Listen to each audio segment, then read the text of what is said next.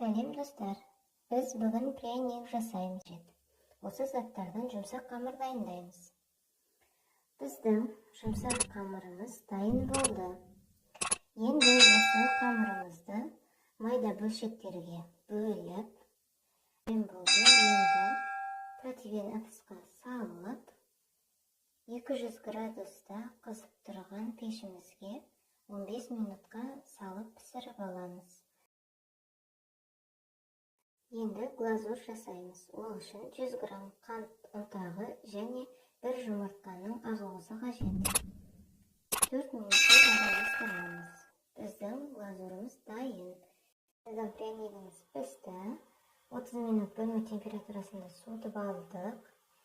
Енді прянигімізге глазурын жағамыз. Біздің пряниктеріміз дайын. Жасап көріңіздер.